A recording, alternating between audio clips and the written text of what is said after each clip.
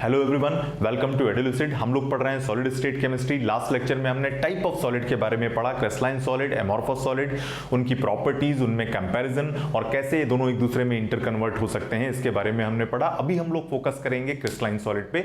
तो आज का जो लेक्चर है वो स्टार्ट करते हैं टाइप ऑफ क्रिस्टलाइन सॉलिड या क्लासिफिकेशन ऑफ क्रिस्टलाइन सॉलिड से। तो ये जो क्लासिफिकेशन है क्रिस्टलाइन सॉलिड का, जो क्लासिफिकेशन है ये बेस्ड है टाइप ऑफ कॉन्स्टिट्यूएंट पार्टिकल्स पर और force of attraction between the constituent particles, right. So कितने तरह के कॉन्स्टिट्यूएंट पार्टिकल्स पॉसिबल हैं, तो बता चुका हूं। कॉन्स्टिट्यूएंट पार्टिकल तीन ही तरह के होते हैं। कौन कौन से? या तो वो एटम होगा, या फिर वो मॉलिक्यूल होगा, या फिर क्या होगा, वो आयन होगा। ठीक है, तीन ही तरह के कॉन्स्टिट्यूएंट पार्टिकल्स पॉसिबल हैं। So this classification is based on type of constituent particles and force of attraction between them. Of course अलग अलग तरह के कॉन्स्टिट्यूएंट पार्टिकल्स होंगे तो उनके बीच में क्या होगा, अलग अलग तरह का फोर्स ऑफ अट्रैक्शन काम करेगा। तो जो सिस्टम बनेगा वो भी क्या होगा, डिफरेंट होगा। उसकी प्रॉपर्टीज क्या होंगी, अलग अलग होंगी। तो बात करते हैं इस कैटेगरी में। सबसे पहला जो क्लासिफिकेशन है, सबसे पहला जो सॉलिड है वो क्या है, आयनिक सॉलिड।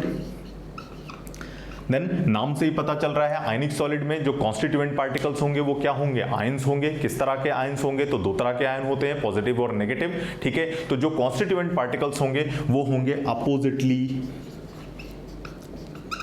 Charged ions. ठीक है, तो जो आयनिक सॉलिड होते हैं वो अपोजिटली चार्ज्ड आयन से मिलकर बने होते हैं। अपोजिटली चार्ज का मतलब है पॉजिटिव होगा और साथ में क्या होगा, नेगेटिव आयन होगा। देन अपोजिटली चार्ज्ड आयंस के बीच में किस तरह का फोर्स ऑफ अट्रैक्शन काम करता है, तो हमें पता है अगर दो अपोजिट चार्ज हैं तो उनके बीच में हमेशा strong electrostatic force of attraction काम करता है। तो these particles are held together by strong electrostatic force of attraction. Electrostatic force of attraction chemistry में इसी इलेक्ट्रोस्टैटिक फोर्स ऑफ अट्रैक्शन को क्या बोलते हैं, आयनिक बॉन्ड भी बोलते हैं। ठीक है, तो पूछा जाए आयनिक सॉलिड क्या है, so ionic solids are solid which are composed of oppositely charged ions held together by strong electrostatic force of attraction और ionic bond। एग्जाम्पल की अगर हम बात करें, आयनिक सॉलिड के एग्जाम्पल की बात करें तो जितनी भी सॉल्ट हैं, अगर हम एग्जाम्पल की बात करते हैं, यहां लिख लेते हैं, तो जितनी भी सॉल्ट हैं वो सभी आयनिक सॉलिड के एग्जाम्पल हैं। सबसे जो कॉमन सॉल्ट है वो कौन सा है, सोडियम क्लोराइड है, जिसको रॉक सॉल्ट भी बोलते हैं। देन इसके अलावा जितनी भी सॉल्ट पॉसिबल है, मैग्नीशियम क्लोराइड है, या कैल्शियम ऑक्साइड है, या कैल्शियम क्लोराइड है, या कैल्शियम कार्बोनेट हो सकता है, या और भी जितने भी तरह के सॉल्ट पॉसिबल हैं वो सभी किसके एग्जाम्पल होंगे, वो आयनिक सॉलिड के एग्जाम्पल होंगे। अगर हम कुछ प्रॉपर्टीज की बात करें, प्रॉपर्टीज की अगर हम बात करें तो इनके जो मेल्टिंग पॉइंट और बॉइलिंग पॉइंट होते हैं वो क्या होते हैं, ज्यादा होते हैं। सॉलिड है तो बॉइलिंग पॉइंट छोड़ देते हैं, केवल मेल्टिंग पॉइंट की बात करते हैं। तो इनके मेल्टिंग पॉइंट क्या होते हैं, हाई होते हैं। क्यों हाई होते हैं, तो बताया था मैंने, किसी भी सब्सटेंस को देख के या कॉन्स्टिट्यूएंट पार्टिकल्स को देख के हम लोग मेल्टिंग पॉइंट कैसे पता करते हैं, तो ये मैं बता चुका हूं पहले लेक्चर में। बेसिकली जब हम किसी भी सॉलिड को मेल्ट करते हैं, सॉलिड में पार्टिकल्स क्या होते हैं, एकदम क्लोजली पैक्ड होते हैं। लिक्विड में क्या होते हैं, पार्टिकल्स थोड़ा सा दूर दूर होते हैं, उनमें फ्री मूवमेंट होता है। तो बेसिकली जब हम सॉलिड को लिक्विड में कन्वर्ट करते हैं तो हम पार्टिकल्स को दूर दूर करते हैं। पार्टिकल्स के बीच में जितना ज्यादा फोर्स ऑफ अट्रैक्शन काम करेगा, उनको दूर दूर करने में हमें उतनी ज्यादा एनर्जी देनी पड़ेगी, तो उनका जो मेल्टिंग पॉइंट आएगा वो क्या आएगा, उतना ही ज्यादा आएगा। अब चूंकि यहां पर पार्टिकल्स क्या हैं, अपोजिटली चार्ज्ड आयंस हैं, इनके बीच में कौन सा फोर्स काम कर रहा है, इनके बीच में strong electrostatic force of attraction काम कर रहा है। तो पार्टिकल्स को दूर दूर करने में, लिक्विड में कन्वर्ट करने में हमें ज्यादा एनर्जी देनी पड़ेगी, इसलिए इनके जो मेल्टिंग पॉइंट आएंगे वो क्या आएंगे, ज्यादा आएंगे। नाउ अगर हम बात करें इलेक्ट्रिकल कंडक्टेंस की, तो जितने भी आयनिक सॉलिड होते हैं ये बेसिकली इंसुलेटर होते हैं, इलेक्ट्रिसिटी कंडक्ट नहीं करते। But insulator in solid state में इंसुलेटर होते हैं। They are conductor in molten state. ठीक है, मॉल्टन स्टेट का मतलब है गलित अवस्था में इलेक्ट्रिसिटी कंडक्ट करते हैं, लेकिन सॉलिड स्टेट में क्या होते हैं, ये इंसुलेटर होते हैं। ऑफ कोर्स ऑब्वियस सी बात है, सॉलिड स्टेट में होंगे तो जो आयंस होते हैं वो सारे क्या होते हैं, पैक्ड होते हैं, इधर उधर मूव नहीं कर सकते, तो वो कोई भी इलेक्ट्रिसिटी कंडक्ट नहीं करेंगे। किसी भी सिस्टम को इलेक्ट्रिसिटी कंडक्ट करने के लिए क्या चाहिए होता है, फ्री चार्ज चाहिए होता है। ठीक है, तो या तो फ्री चार्ज हो, पॉजिटिव या नेगेटिव कोई भी हो, जब वो फ्री चार्ज है या फिर फ्री इलेक्ट्रॉन है तभी सिस्टम इलेक्ट्रिसिटी कंडक्ट करता है, अदरवाइज इलेक्ट्रिसिटी इलेक्ट्रिसिटी कंडक्ट नहीं करता है। तो सॉलिड स्टेट में NaCl में क्या होगा, सभी जितने भी चार्ज हैं पॉजिटिव और नेगेटिव जितने भी चार्ज हैं वो क्या होते हैं, अपनी पोजीशन पे फिक्स होते हैं, मूव नहीं कर सकते। इसलिए जो सॉलिड स्टेट में इस तरह के जो आयनिक सॉलिड होते हैं वो इलेक्ट्रिसिटी कंडक्ट नहीं करते, इंसुलेटर होते हैं। लेकिन जब उनको लिक्विड में कन्वर्ट कर देते हैं, मॉल्टन स्टेट का मतलब लिक्विड स्टेट में आ गया, लिक्विड स्टेट में पार्टिकल्स क्या होते हैं, मूव करने के लिए फ्री होते हैं। तो अभी जो आयंस हैं वो मूव कर सकते हैं, तो सिस्टम क्या होगा, इलेक्ट्रिसिटी कंडक्ट करेगा। तो मॉल्टन स्टेट में ये क्या होते हैं, कंडक्टर होते हैं। Now next type of solid is, अगले सॉलिड की अगर हम बात करें, so next type of solid is molecular solid. Next type of solid is molecular solid. Molecular solid, ठीक है। तो जैसा कि नाम से ही पता चल रहा है यहां पर भी मॉलिक्यूलर सॉलिड है, तो कॉन्स्टिट्यूएंट पार्टिकल्स क्या होंगे, कॉन्स्टिट्यूएंट पार्टिकल्स होते हैं neutral molecules. Neutral molecules. Then molecules के बीच में किस तरह का फोर्स ऑफ अट्रैक्शन काम करता है, तो मॉलिक्यूल्स के बीच में हमेशा काम करता है inter molecular force of attraction. Intermolecular force of attraction, और ये इंटरमोलिकुलर फोर्स ऑफ अट्रैक्शन क्या होते हैं, यूजुअली वीक होते हैं। देन इसी को हम ऐसे भी बोल सकते हैं, इंटरमोलिकुलर फोर्स ऑफ अट्रैक्शन को von der Waals force of attraction भी बोलते हैं। तो इनके बीच में वॉन डर वाल्स फोर्स ऑफ अट्रैक्शन काम करता है, वॉन डर वाल्स फोर्स ऑफ अट्रैक्शन काम करता है, ठीक है। वॉन डर वाल अट्रैक्शन हमेशा वीक होते हैं। देन अगर हम एग्जाम्पल की बात करें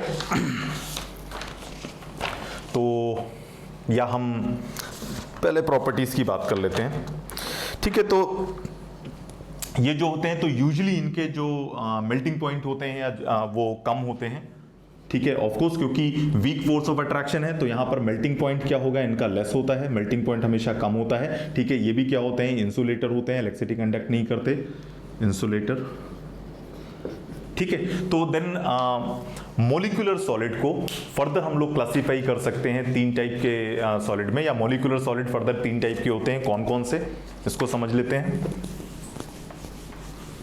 कितने टाइप के मॉलिक्यूलर सॉलिड पॉसिबल है, तो मॉलिक्यूलर सॉलिड फर्दर तीन टाइप के होते हैं।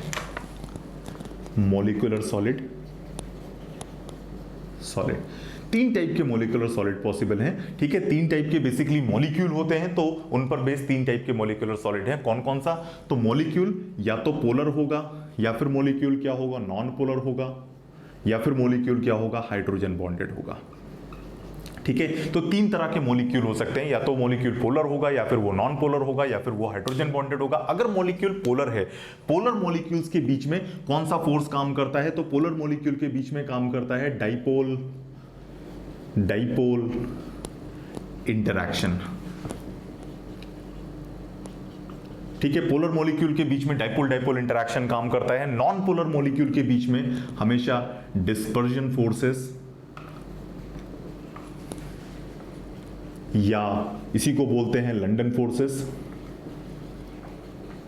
ये काम करता है। और हाइड्रोजन बॉन्डेड जो सॉलिड होते हैं तो ऑफ कोर्स इनके बीच में क्या होती है, हाइड्रोजन बॉन्डिंग होती है, या यहां पर जो फोर्स काम करता है वो क्या है, फोर्स ऑफ अट्रैक्शन जो काम करता है उसको हाइड्रोजन बॉन्डिंग बोलते हैं। तो बेसिकली ये जो डाइपोल इंटरैक्शन है और जो डिस्पर्जन फोर्सेस है, these two forces they are collectively known as what, van der Waals forces, ठीक है। डाइपोल इंटरैक्शन, डिस्पर्जन फोर्सेस या London forces, they are collectively known as van der Waals force of attraction and they are weak, ठीक है। Hydrogen bonding in दोनों force of attraction से थोड़ी सी strong होती है। हाइड्रोजन बॉन्डिंग भी एक तरह का डाइपोल इंटरैक्शन है लेकिन थोड़ा सा स्ट्रांग होता है, इसलिए इसको अलग कैटेगरी में रखा गया है। या हाइड्रोजन बॉन्डेड मॉलिक्यूल अलग तरह की प्रॉपर्टीज शो करते हैं, इसलिए इनको हम लोग इसको हम लोग एक सेपरेट कैटेगरी में रखते हैं। तो फर्दर जिन लोगों ने 11th क्लास में ये इंटरमोलिकुलर फोर्स ऑफ अट्रैक्शन नहीं पढ़े हैं तो इसके लिए मैं एक अलग से लेक्चर बनाऊंगा, ठीक है। तो फिलहाल के लिए केवल इतना याद रखिए कि मॉलिक्यूल अगर पोलर है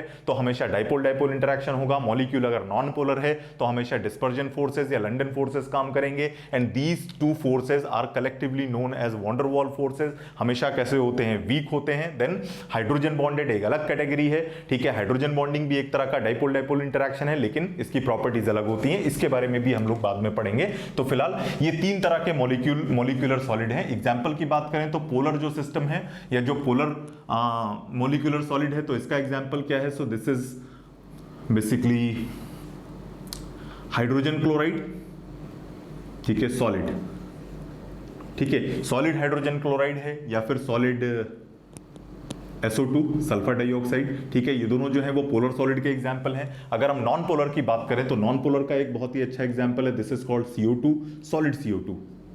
सॉलिड CO2 को क्या बोलते हैं? ड्राई आइस भी बोलते हैं, पता है आपको, ठीक है। तो सॉलिड CO2 एक नॉन पोलर सॉलिड का एग्जांपल है। हाइड्रोजन बॉन्डेड की बात करें तो हाइड्रोजन बॉन्डेड का सबसे कॉमन एग्जांपल क्या है? वाटर, ठीक है, अमोनिया भी हो सकता है, ठीक है, सॉलिड वाटर, ठीक है, सभी सॉलिड होंगे। हम लोग सॉलिड स्टेट पढ़ रहे हैं तो बेसिकली हम सॉलिड मॉलिक्यूल्स की बात करेंगे, ठीक है। तो सॉलिड वाटर और सॉलिड अमोनिया ये किसके एग्जांपल है? हाइड्रोजन बॉन्डेड सॉलिड के एग्जांपल है। इन जनरल जो हाइड्रोजन बॉन्डिंग होती है वो थोड़ी सी स्ट्रांग होती है इनके कंपैरिजन में, इसलिए जो हाइड्रोजन बॉन्डेड सब्सटेंस होते हैं उनके मेल्टिंग पॉइंट या boiling point, again boiling point छोड़ देते हैं क्योंकि सॉलिड की बात कर रहे हैं, मेल्टिंग पॉइंट की बात करते हैं। तो जो हाइड्रोजन बॉन्डेड सॉलिड होते हैं इनके मेल्टिंग पॉइंट क्या होते हैं? जो पोलर और नॉन पोलर के कंपैरिजन में थोड़े से ज्यादा होते हैं, ठीक है।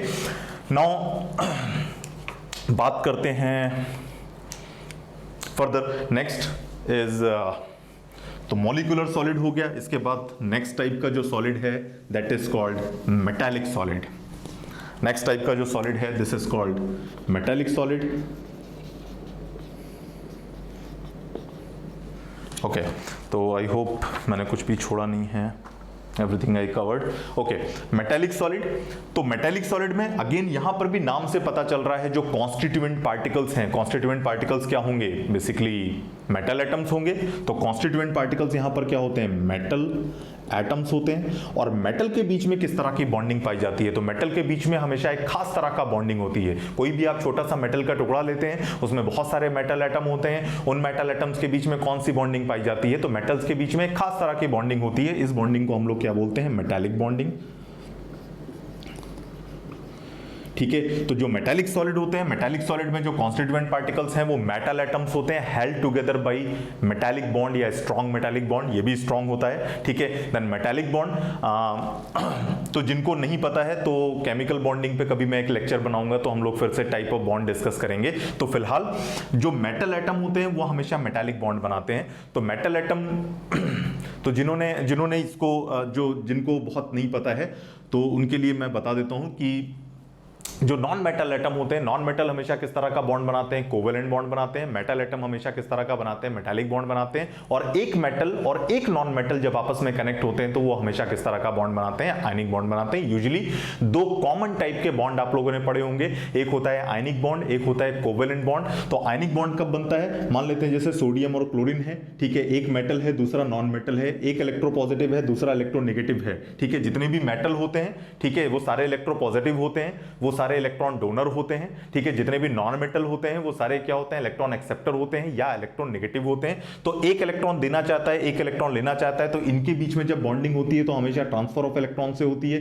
क्या बनता है? Na+ बनता है, Cl- बनता है, और इन दोनों के बीच में जो बॉन्ड होता है या जो फोर्स ऑफ अट्रैक्शन होता है उसको क्या बोलते हैं? आयनिक बॉन्ड बोलते हैं। बॉन्ड जैसी कोई भी चीज नहीं होती, ठीक है। 11th क्लास में आप लोगों ने पढ़ा होगा बॉन्ड का मतलब क्या है? बॉन्ड केवल और केवल फोर्स ऑफ अट्रैक्शन है जो कि किसी भी सिस्टम में या किसी भी सब्सटेंस में जो कॉन्स्टिट्यूएंट पार्टिकल्स हैं उनको होल्ड करके रखते हैं, ठीक है। They are called bond, chemical bond, ठीक है। बॉन्ड क्या है? केवल फोर्स ऑफ अट्रैक्शन है। तो जब ये फोर्स ऑफ अट्रैक्शन आयंस के बीच में होता है तो हम लोग इसको क्या बोलते हैं? आयनिक बॉन्ड बोलते हैं। एक्चुअल में फोर्स ऑफ अट्रैक्शन क्या है? यहां पर इलेक्ट्रोस्टैटिक फोर्स ऑफ अट्रैक्शन है, ठीक है। तो इसी तरह से अगर दो नॉन मेटल मिलते हैं, मान लेते हैं क्लोरीन क्लोरीन है, ठीक है, तो क्लोरीन यहां पर क्या है? नॉन मेटल है, क्लोरीन यहां पर क्या है? इलेक्ट्रोनेगेटिव है। तो दो इलेक्ट्रोनेगेटिव एटम अगर आपस में मिलते हैं, ठीक है, दोनों इलेक्ट्रॉन लेना चाहते हैं, तो यहां पर क्या होता है? यहां पर शेयरिंग होती है, ठीक है। तो जो बॉन्ड बनता है वो दोनों के बीच में कोवेलेंट बॉन्ड बनता है, Cl, ठीक है, शेयरिंग ऑफ इलेक्ट्रॉन से बनता है। देन अगर मान लेते हैं दोनों मेटल हैं, मान लेते हैं सोडियम है, सोडियम का अगर आप एक छोटा सा पीस लेते हैं तो उसमें ढेर सारे सोडियम एटम होंगे।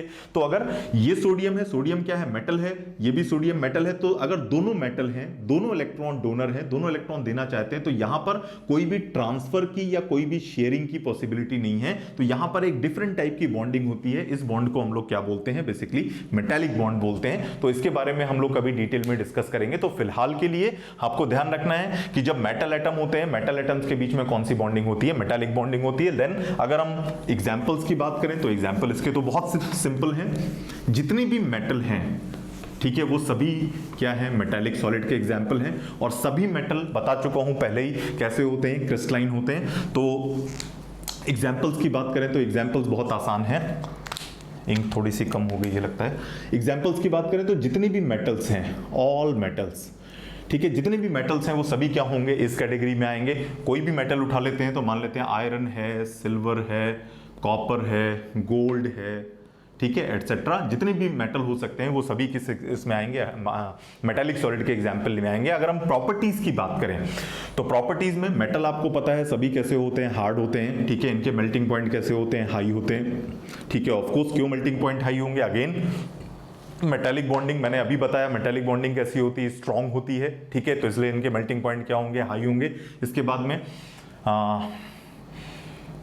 ये क्या होते हैं, कंडक्टर होते हैं, तो ये आपको पता है, ठीक है, कि मेटल इलेक्ट्रिसिटी कंडक्ट करते हैं। क्यों कंडक्ट करते हैं, क्योंकि मेटल कैसे होते हैं, इलेक्ट्रोपॉजिटिव होते हैं, इलेक्ट्रॉन डोनेट करने की इनमें टेंडेंसी होती है। तो जितने भी मेटल होते हैं उनमें हमेशा फ्री इलेक्ट्रॉन्स होते हैं, ठीक है। मेटल के आउटर मोस्ट सेल के इलेक्ट्रॉन जो होते हैं वो फ्री होते हैं, वो सिस्टम में मूव कर सकते हैं, ठीक है। तो ये मेटालिक बॉन्डिंग हम लोग कभी डिटेल में पढ़ेंगे तो इसके बारे में और क्लियर होगा। तो फिलहाल कंडक्टर क्यों होते हैं, बिकॉज ऑफ इनके पास क्या होते हैं, फ्री इलेक्ट्रॉन्स होते हैं। जितने भी मेटल होते हैं फ्री इलेक्ट्रॉन होते हैं, फ्री इलेक्ट्रॉन होते हैं तो इलेक्ट्रॉन मूव करता है, तो सिस्टम इलेक्ट्रिसिटी कंडक्ट करता है। बता चुका हूं कोई भी सिस्टम तभी इलेक्ट्रिसिटी कंडक्ट करेगा जब चार्ज मूव करे, या तो आयंस के फॉर्म में या फिर इलेक्ट्रॉन्स के फॉर्म में। अगर चार्ज एक डायरेक्शन से दूसरे डायरेक्शन में या किसी भी डायरेक्शन में मूव नहीं कर रहा है तो वो सिस्टम क्या होगा, इंसुलेटर की तरह काम करेगा या सिस्टम इलेक्ट्रिसिटी कंडक्ट नहीं करेगा। नाउ मेटल हो गया। नेक्स्ट जो आर्टिकल है दैट इज कॉल्ड, तो मेटालिक सॉलिड में आई थिंक इतना ही है। So they are good conductor of heat and electricity. Okay, everything I covered. So now next is, बहुत सारी और भी प्रॉपर्टीज होती हैं मेटल में। I mean they are brittle, they are malleable, they are ductile, बहुत सारी प्रॉपर्टीज होती हैं, पर हम बहुत उन प्रॉपर्टीज में हम लोग नहीं जा रहे। यहाँ पर हम लोग केवल कॉन्सेप्चुअल चीजों को पढ़ेंगे, ठीक है, जो कि कॉम्पिटिटिव एग्जाम में पूछी जाती हैं या कॉम्पिटिशन पॉइंट ऑफ व्यू से इंपॉर्टेंट है, ठीक है। तो बहुत ज्यादा थ्योरी में हम लोग नहीं जाएंगे कि मेटल है तो उसमें मैलिएबिलिटी होती है, आई मीन डक्टाइल होते हैं, हम उसके तार बना सकते हैं उसको, आई मीन बहुत सारी, या मेटल में शाइन होती है, इस तरह की बहुत सारी प्रॉपर्टीज होती हैं, तो हम उनमें नहीं जाएंगे। हम लोग केवल अभी कॉन्सेप्चुअल चीजों के बारे में पढ़ेंगे।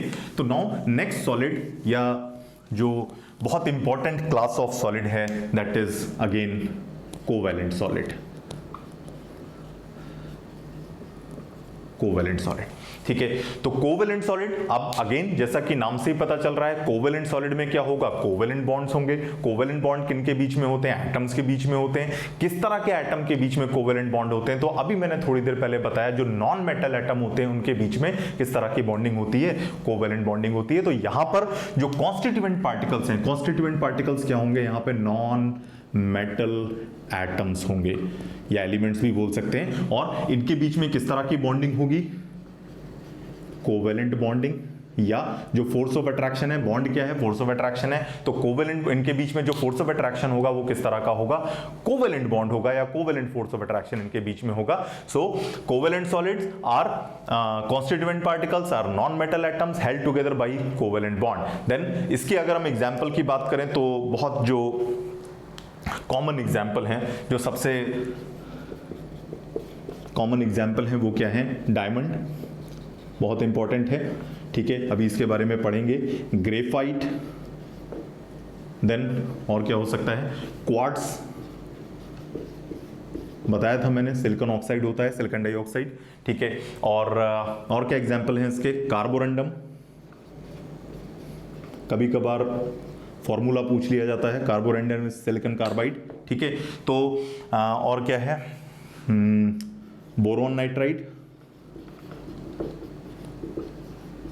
बीएन, ठीक है। तो देन जितनी भी एग्जाम्पल हैं अगर आप देखें तो सभी एग्जाम्पल में जो कॉन्स्टिट्यूएंट पार्टिकल्स हैं वो क्या है, नॉन मेटल हैं, आपस में किस तरह से जुड़े हुए हैं, वो कोवैलेंट बॉन्ड से जुड़े हुए हैं। तो ये नॉन मेटल एटम जब आपस में कोवैलेंट बॉन्ड बनाते हैं तो एक नेटवर्क काइंड ऑफ स्ट्रक्चर बनाते हैं, या एक बड़ा स्ट्रक्चर बनाते हैं, पॉलीमेरिक स्ट्रक्चर बनाते हैं, आपस में सभी एक दूसरे से जुड़ते जाते हैं, तो एक नेटवर्क टाइप का स्ट्रक्चर बनता है या पॉलीमेरिक बनता है। तो इसलिए इनको नेटवर्क सॉलिड भी बोलते हैं, नेटवर्क सॉलिड भी बोलते हैं, और यूजुअली ये सभी क्या होते हैं, पॉलीमर होते हैं या बड़े बड़े मॉलिक्यूल होते हैं, इसलिए इनको जाइंट मॉलिक्यूल भी बोला जाता है या जाइंट सॉलिड भी बोलते हैं इनको। जाइंट का मतलब होता है बड़ा, ठीक है। तो नेटवर्क सॉलिड बोले जाते हैं या जाइंट सॉलिड बोले जाते हैं। एग्जाम्पल हो गए।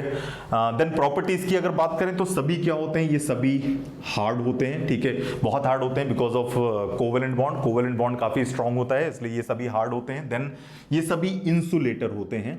एक इसका एक्सेप्शन है, उसको हम लोग अभी डिस्कस करेंगे। तो यूजुअली जो कोवेलेंट सॉलिड होते हैं वो इंसुलेटर होते हैं, मतलब इलेक्ट्रिसिटी कंडक्ट नहीं करते। अगेन इलेक्ट्रिसिटी कंडक्ट करने के लिए फ्री चार्ज चाहिए, वो चार्ज या तो आयंस के फॉर्म में हो या फिर इलेक्ट्रॉन के फॉर्म में हो। जब तक किसी भी सिस्टम में अगर आयंस या इलेक्ट्रॉन मूव नहीं कर रहे हैं तो वो सिस्टम इलेक्ट्रिसिटी कंडक्ट नहीं करेगा। तो ना तो यहाँ पे फ्री आयंस होते हैं, ना तो यहाँ पे फ्री इलेक्ट्रॉन्स होते हैं, तो इसलिए ये कोवेलेंट सॉलिड इलेक्ट्रिसिटी कंडक्ट नहीं करते, इंसुलेटर होते हैं। तो हार्ड हो गया, इंसुलेटर हो गया। देन ऑफकोर्स इनके जो मेल्टिंग और बॉइलिंग पॉइंट होंगे वो क्या होंगे, हाई होंगे।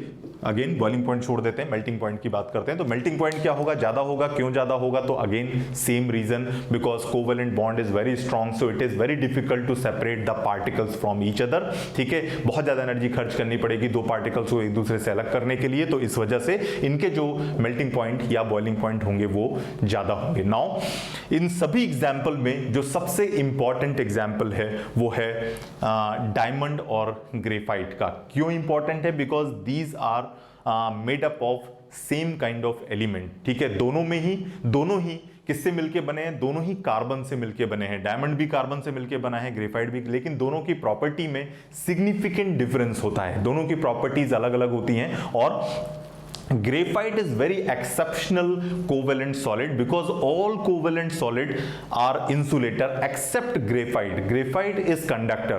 All covalent solid are hard material. Even diamond आपको पता है बहुत hard होता है. Even boron nitride या जो corundum है, they are one of the hardest material. ठीक है, but graphite is exception, graphite is soft, ठीक है। तो ये एक ही एलिमेंट एक बार डायमंड बनाता है, अलग प्रॉपर्टी है, एक बार ग्रेफाइट बनाता है, डिफरेंट प्रॉपर्टी है। इसलिए स्ट्रक्चरल कंपैरिजन, क्यों डिफरेंस है, ऑफ कोर्स दोनों के स्ट्रक्चर में डिफरेंस होगा, डायमंड और ग्रेफाइट के, इसीलिए प्रॉपर्टीज में डिफरेंस है, ठीक है। क्योंकि कॉन्स्टिट्यूएंट पार्टिकल सेम है, उसके बाद भी अगर प्रॉपर्टी में डिफरेंस है तो ऑफ कोर्स दोनों का स्ट्रक्चर क्या होगा, अलग अलग होगा।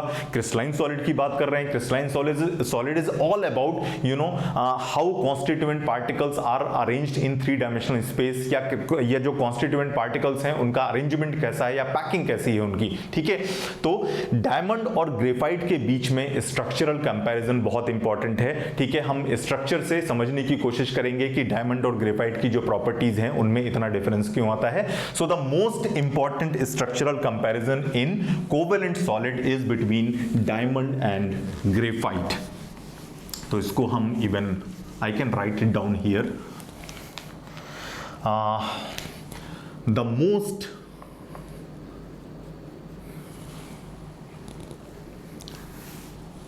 okay, इसको साफ कर लेते हैं। The most important structural comparison is between diamond and graphite. इसको समझने की कोशिश करते हैं कि डायमंड और ग्रेफाइट के बीच में स्ट्रक्चरल कंपैरिजन कैसे होता है। या तो डायमंड और ग्रेफाइट दोनों में ही जो कॉन्स्टिट्यूएंट पार्टिकल है वो क्या है, कार्बन है, दोनों ही कार्बन से मिलके बने हैं। देन दोनों ही नेटवर्क सॉलिड हैं, दोनों ही नेटवर्क सॉलिड हैं। ऑफ कोर्स दोनों ही चूंकि कोवेलेंट सॉलिड है, कोवेलेंट सॉलिड को नेटवर्क सॉलिड भी बोलते हैं, ठीक है। तो दोनों ही नेटवर्क सॉलिड हैं। देन प्रॉपर्टीज की अगर बात करें तो आपको पता है डायमंड क्या होता है, हार्ड मटेरियल है, जबकि ग्रेफाइट कैसा होता है, एक सॉफ्ट मटेरियल होता है, ठीक है। ग्रेफाइट कैसा है, एक सॉफ्ट मटेरियल है।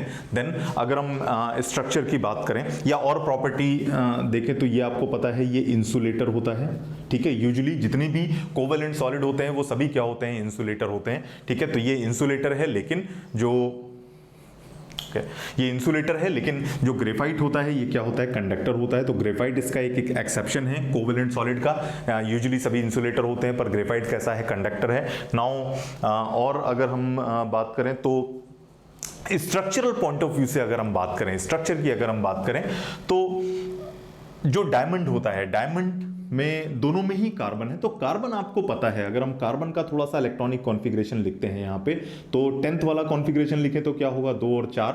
ठीक है, कार्बन का एटॉमिक नंबर कितना होता है, 6। आउटर मोस्ट सेल में कितने इलेक्ट्रॉन होते हैं, 4। सभी को पता है कि केवल आउटर मोस्ट सेल के ही इलेक्ट्रॉन बॉन्डिंग में पार्टिसिपेट करते हैं। तो चूंकि कार्बन के आउटर मोस्ट सेल में 4 इलेक्ट्रॉन है, तो कार्बन कितने बॉन्ड बनाता है, 4 बॉन्ड बनाता है। ठीक है, तो कार्बन की वैलेंसी आपको पता है 4 होती है। तो यहां पर कार्बन जो है वो 4 कोवेलेंट बॉन्ड बनाता है, 4 कोवेलेंट बॉन्ड। ठीक है, लेकिन जो ग्रेफाइट है, ग्रेफाइट में कार्बन के पास कितने बॉन्ड होते हैं, कार्बन के पास एक्चुअली 3 कोवेलेंट बॉन्ड होते हैं। ठीक है, कार्बन केवल 3 ही इलेक्ट्रॉन बॉन्डिंग में होते हैं, चौथा इलेक्ट्रॉन बॉन्डिंग में नहीं होता है। ठीक है, यहां पर कार्बन के चारों इलेक्ट्रॉन बॉन्डिंग में होते हैं या 4 कोवेलेंट बॉन्ड बनाता है। देन बॉन्डिंग जिन्होंने भी पढ़ा है तो एक कॉन्सेप्ट और पढ़ा होगा, दैट इज कॉल्ड हाइब्रिडाइजेशन। पूछा जाता है अक्सर कि हिंदी में जिसको संकरण बोलते हैं, पूछा जाता है कि डायमंड और ग्रेफाइट दोनों का हाइब्रिडेशन में क्या डिफरेंस होता है। तो यहां पर जो डायमंड है, डायमंड क्या होता है, दिस इज sp3 हाइब्रिडाइज्ड। इसमें जो कार्बन होते हैं वो sp3 हाइब्रिडाइज्ड होते हैं, इसमें जो कार्बन होते हैं वो sp2 हाइब्रिडाइज्ड होते हैं। जिन्होंने भी हाइब्रिडेशन अच्छे से नहीं पढ़ा है तो इस पे मैं एक सेपरेट लेक्चर बनाऊंगा बाद में। ठीक है, फिलहाल के लिए यहां पर ये sp3 होता है, यहां पर क्या होता है, ये sp2 होता है। ऑफ कोर्स sp2 है क्योंकि यहां पर 3 कोवेलेंट बॉन्ड है। ठीक है, जितने भी कोई भी सब्सटेंस या कोई भी एलिमेंट जितने सिग्मा बॉन्ड बनाता है उसके हिसाब से उसका हाइब्रिडेशन कैलकुलेट होता है। अगर sp2 है, sp2 का मतलब एक s और 2 p ऑर्बिटल मिले थे, 3 ऑर्बिटल बने होंगे, 3 ऑर्बिटल मिलके 3 सिग्मा बॉन्ड बनाते हैं।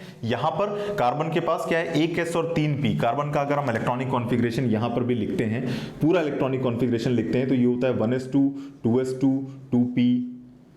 और कार्बन का एक्साइट स्टेट का जो इलेक्ट्रॉनिक कॉन्फ़िगरेशन है that is 1s2 2s1 2p3। Carbon excited state में बॉन्ड फॉर्मेशन करता है। ठीक है, तो ये कार्बन का इलेक्ट्रॉनिक कॉन्फ़िगरेशन है जो कि आपने 11th में पढ़ा होगा। तो 1s से हमें कोई मतलब नहीं, इससे हमें कोई मतलब नहीं है। ये अंदर वाले इलेक्ट्रॉन होते हैं, अंदर वाले इलेक्ट्रॉन कभी बॉन्डिंग में पार्टिसिपेट नहीं करते। इन इलेक्ट्रॉन्स पे न्यूक्लियस का फोर्स ऑफ अट्रैक्शन क्या होता है, बहुत ज्यादा होता है। तो ये इलेक्ट्रॉन बॉन्डिंग में पार्टिसिपेट नहीं करते। बॉन्डिंग में कौन से इलेक्ट्रॉन पार्टिसिपेट करते हैं, बाहर वाले।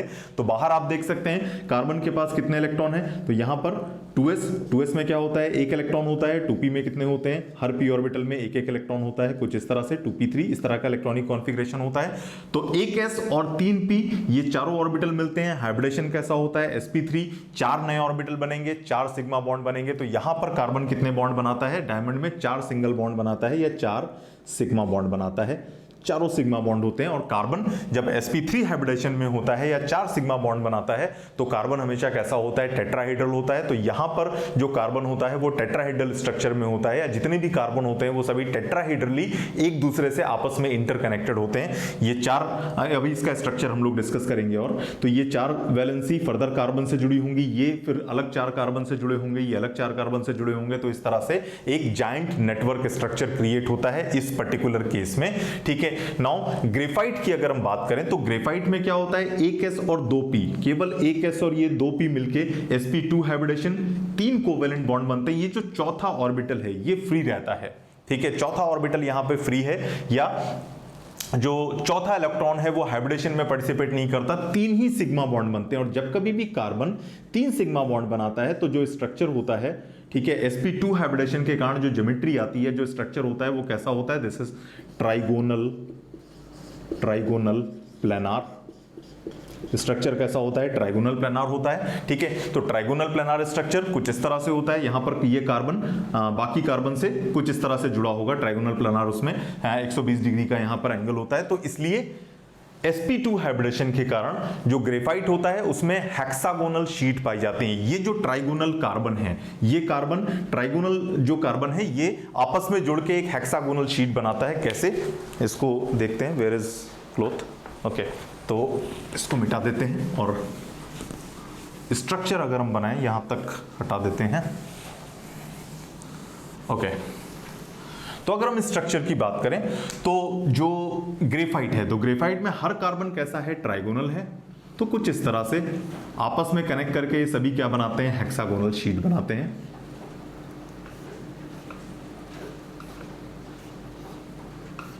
कुछ इस तरह से हेक्सागोनल शीट बनाते हैं। ठीक है, तो हर कार्बन अगर आप देखेंगे, ये कार्बन क्या है, इसके पास कितने सिग्मा बॉन्ड है, 1 sigma bond, 2 sigma bond, 3 sigma bond. 3 sigma bond के कारण हाइब्रिडेशन क्या होगा, हमेशा sp2 होगा।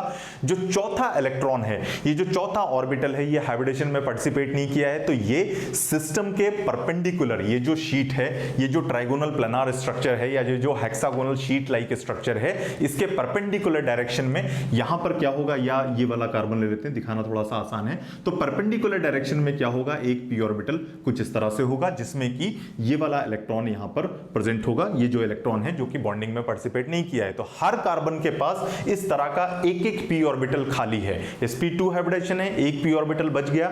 ठीक है, तो ये p ऑर्बिटल जो भी हेक्सागोनल शीट है, ठीक है, स्ट्रक्चर प्लेनार है, ट्राइगोनल प्लेनार का मतलब सारे कार्बन क्या होंगे, एक प्लेन पर होंगे। तो ये जितनी भी हेक्सागोनल शीट दिख रही हैं सारी एक प्लेन पर होंगी और इसके परपेंडिकुलर डायरेक्शन में एक p ऑर्बिटल होगा। हर कार्बन के पास में एक एक p ऑर्बिटल होगा। तो यहां पर भी एक p ऑर्बिटल होगा, इसके पास भी एक p ऑर्बिटल होगा, बिल्कुल उसी तरह से इसके पास भी एक p ऑर्बिटल होगा।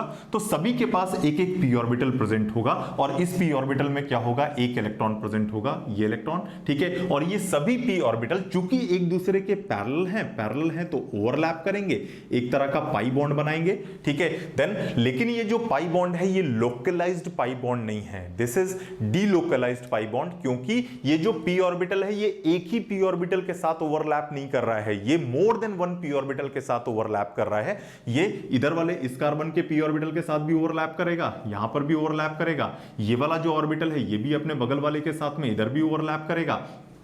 तो जब मोर देन वन ऑर्बिटल की ओवरलैपिंग होती है, दो ऑर्बिटल ओवरलैप करते हैं तो एक बॉन्ड बनता है या सिग्मा बॉन्ड बनता है या पाई बॉन्ड बनता है। So that is called localised chemical bond. Localise का मतलब उसको हम लोकेट कर सकते हैं कि इलेक्ट्रॉन डेंसिटी दो न्यूक्लियस के बीच में है या दो एटम्स के बीच में है। ठीक है, यहां पर क्या है, यहां पर ये जो इलेक्ट्रॉन है ये p ऑर्बिटल इधर भी ओवरलैप कर रहा है, इधर भी ओवरलैप कर रहा है, तो ये जो इलेक्ट्रॉन है ये इलेक्ट्रॉन इधर भी मूव कर सकता है, इधर भी मूव कर सकता है, ये वाला जो इलेक्ट्रॉन है वो इधर भी मूव कर सकता है, इधर भी मूव कर सकता है। तो इस पूरी शीट में हर कार्बन के पास में एक एक p ऑर्बिटल है, सभी के पास एक एक इलेक्ट्रॉन है और सभी आपस में ओवरलैप करते हैं। तो हर इलेक्ट्रॉन इस पूरी हेक्सागोनल शीट में डीलोकलाइज्ड है, यानी कि मूव कर सकता है। जिनको ये टर्म क्लियर नहीं है लोकलाइज्ड या डीलोकलाइज्ड, इस पर मैं एक अलग लेक्चर बनाऊंगा। तो फिलहाल तो लोकलाइज्ड वो होते हैं जिनको हम लोकेट कर सकते हैं, जहां जो हमें पता है कि जिनकी पोजीशन फिक्स है, पर डीलोकलाइज्ड वो होते हैं जो सिस्टम में खो जाते हैं। ठीक है, जिनको हम लोकेट नहीं कर सकते। तो चूंकि ये जो एक इलेक्ट्रॉन है p ऑर्बिटल में, ये p ऑर्बिटल इसके साथ ओवरलैप करता है, ये वाला ऑर्बिटल इसके साथ ओवरलैप करता है, ये वाला अपने बगल वाले के साथ ओवरलैप करेगा, वो अपने बगल वाले के साथ ओवरलैप करेगा।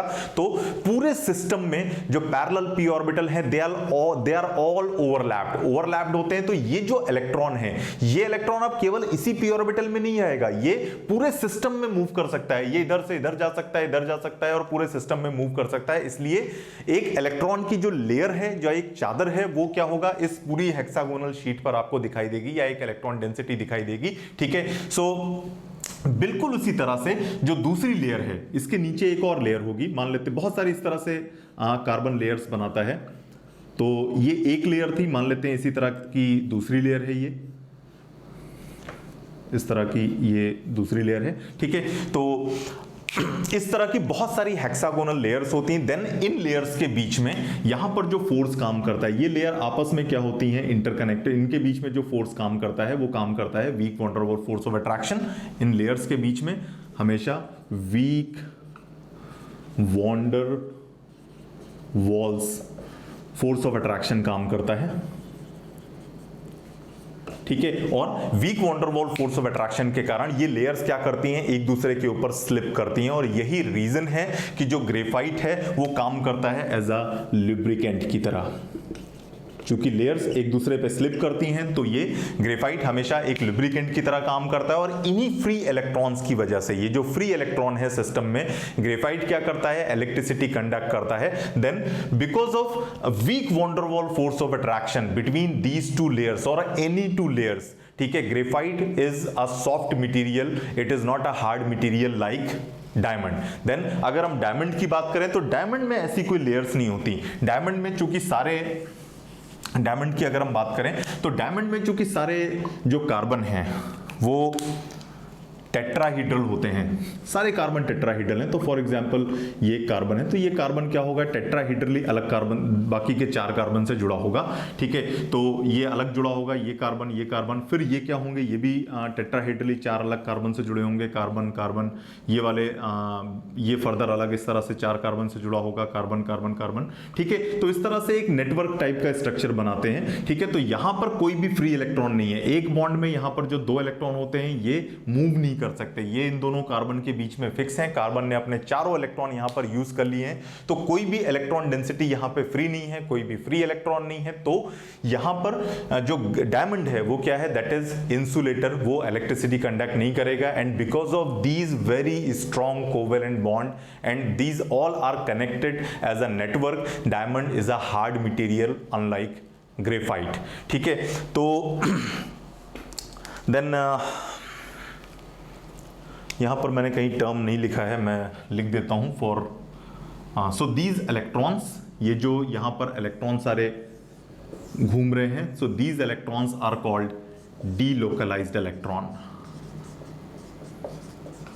कभी इसके बारे में हम बात करेंगे किसी वीडियो पर, ठीक है। एंड तो आज के आई थिंक लेक्चर में, आई थिंक ये स्ट्रक्चरल कंपैरिजन इतना ही है, तो आज के लेक्चर में हम लोग इतना ही रखते हैं। Let me check if I have not left anything. Okay, I think it is good enough. Okay, so तो डायमंड और ग्रेफाइट का जो स्ट्रक्चरल कंपैरिजन है बहुत इंपॉर्टेंट है, बहुत कॉम्पिटिटिव एग्जाम में इससे क्वेश्चन पूछे जाते हैं। Specially this hybridisation part is very important, हमेशा ध्यान रखिए। जो ग्रेफाइट है, ग्रेफाइट में जो कार्बन है वो sp2 है, यहाँ पर जो कार्बन है वो sp3 है, एक इलेक्ट्रॉन यहाँ पर फ्री है जो कि पाई तरह की बॉन्डिंग करता है। सो एक डीलोकलाइज्ड पाई बॉन्ड बनाता है, ये डीलोकलाइज्ड इलेक्ट्रॉन है, 2 p ऑर्बिटल साइडवाइज ओवरलैप करते हैं तो पाई बॉन्ड बनता है। तो यहाँ पर जो चौथा इलेक्ट्रॉन था वो एक डीलोकलाइज्ड पाई बॉन्डिंग करता है, जिसके कारण में सिस्टम इलेक्ट्रिसिटी कंडक्ट करता है। डायमंड में ऐसा कुछ भी नहीं होता है, इसलिए डायमंड इलेक्ट्रिसिटी कंडक्ट नहीं करता। तो आज के लेक्चर में हम लोग इसको इतना ही रखते हैं, आगे हम लोग कंटिन्यू करेंगे फर्दर सॉलिड स्टेट। तो ये लेक्चर अगर आपको अच्छा लगा हो, या पिछले लेक्चर भी अगर आपको अच्छे लग रहे हो, या ये पूरी सीरीज आपको अच्छी लग रही हो, तो इस चैनल को आप लोग लाइक जरूर करिए, सब्सक्राइब करिए इसको, और फर्दर किसी को कोई डाउट है तो वो कमेंट करके पूछ सकता है, मैं कोशिश करूंगा उसका रिप्लाई करने की। आज के लिए इतना ही, थैंक यू सो मच, मिलते हैं नेक्स्ट लेक्चर में।